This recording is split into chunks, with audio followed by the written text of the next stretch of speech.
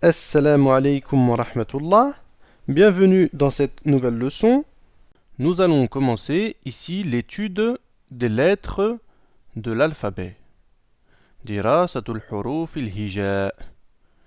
Donc, nous allons voir ces lettres une à une et nous allons voir comment elles s'écrivent selon leur position dans le mot. Je m'explique. Les lettres de l'alphabet en arabe ont une forme de base, comme ceci, c'est-à-dire lorsqu'elles ne sont pas dans un mot. Ensuite, leur forme peut différer selon ce qu'elle soit au début du mot, au milieu du mot ou à la fin du mot. Cela deviendra plus clair avec d'autres lettres, Inch'Allah. Mais ce que je peux d'ores et déjà vous dire, c'est que ici, les deux premières lignes seront réservées à la forme de base,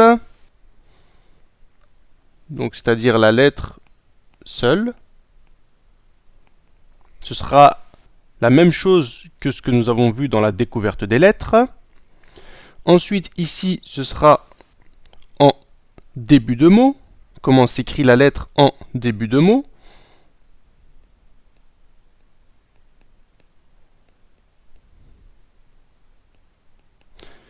Ici, en milieu de mot.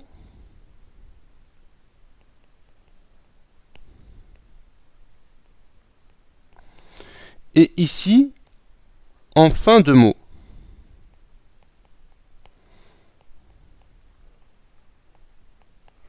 Et la dernière ligne sera pour l'écriture d'un mot qui commence par cette lettre. Autre chose, nous avons certaines lettres qui ne s'attachent pas, c'est-à-dire lorsqu'une lettre vient après elle, elle ne s'attache pas à elle. On va appeler ça des lettres sauvages. Nous les citerons à chaque fois, donc je vous ferai la remarque à chaque fois, afin qu'elle soit connue. Car la lettre qui va venir après sera considérée comme en début de mot, c'est-à-dire qu'elle s'écrira comme en début de mot. Donc ceci étant dit, Bismillah, nous allons commencer l'écriture. Je vais vous montrer. Ici, je vous ai fait des petits schémas pour vous montrer le sens de l'écriture avec une numérotation.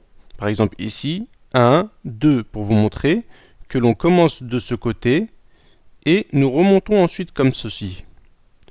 Donc, au cas où vous ne le savez pas encore, en arabe, on écrit de droite à gauche. Nous écrivons de droite à gauche, à l'inverse du français qui s'écrit de gauche à droite. Donc ici, nous avons le alif. Le alif s'écrit comme ceci lorsqu'il est seul. Donc nous allons faire un peu d'écriture.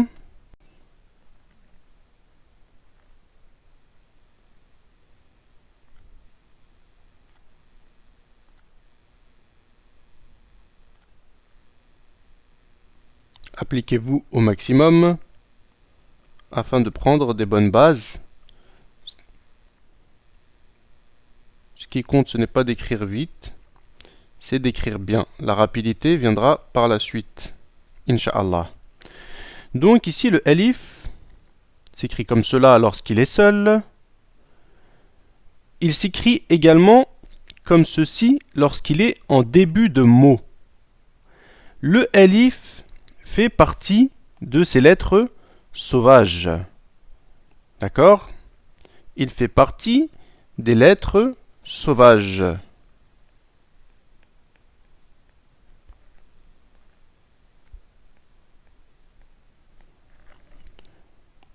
Ici, la lettre qui vient après le alif s'écrit comme si elle était en début de mot. D'accord? elle s'écrit comme si elle était en début de mot, que le alif n'était pas là. Donc c'est une lettre sauvage. La lettre qui vient ensuite ne se relie pas à elle. D'accord? Regardez, il y a un espace entre le alif ici et le shin. D'accord? Pourquoi? Parce que c'est une lettre sauvage. Ensuite, ici, nous avons le alif en milieu de mot. Ici, vous voyez qu'il y a une liaison. Donc les lettres sauvages ne se relient pas à la lettre qui vient après elle, mais elle se relie à la lettre qui vient avant, si celle-ci n'est pas sauvage, bien entendu. Donc ici, nous allons l'écrire comme ceci, en respectant le sens que j'ai indiqué.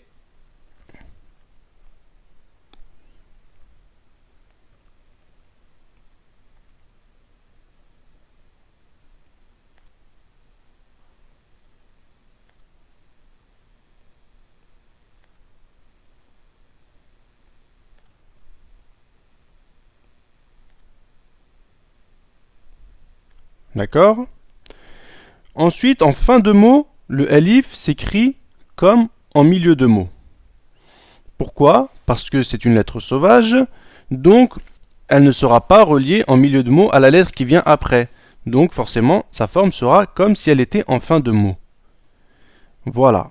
Vous savez tout sur les lettres sauvages, alhamdulillah, et cela s'éclaircira, inshallah, avec les prochaines lettres. Donc ici nous avons le mot ashjarun, ashjarun, ashjarun, qui veut dire arbre au pluriel. Arbre au pluriel. Je vais vous donner des mots de vocabulaire afin de vous familiariser un petit peu dès maintenant avec la langue. Vous n'êtes pas obligé de les apprendre. Pour l'instant, nous ne sommes pas à ce stade. Cela viendra ensuite, incha'Allah. Donc, ashjarun, nous allons l'écrire également. Vous allez faire des petits efforts de graphisme. Même si vous n'avez pas vu toutes les lettres, vous pouvez faire l'effort, incha'Allah, d'essayer de l'écrire. Ashjarun. Autre chose que je ne vous ai pas encore précisé, c'est ici cette voyelle. Qu'est-ce que cette voyelle? Nous avons vu la fatha, nous avons vu la kasra et nous avons vu la damma qui est comme ça à la base. Mais lorsque la damma est en tenwin, on peut l'écrire comme nous l'avons vu, c'est-à-dire deux damma comme ça, ou elle peut s'écrire également comme ceci. C'est plus rapide. Donc on fait une petite damma à laquelle on va faire un petit crochet derrière. Voilà. Donc, ashjarun.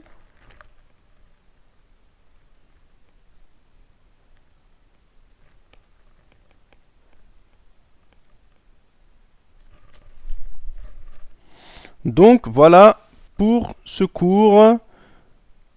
Exercez-vous bien, prenez votre temps et au prochain cours, incha'Allahu ta'ala.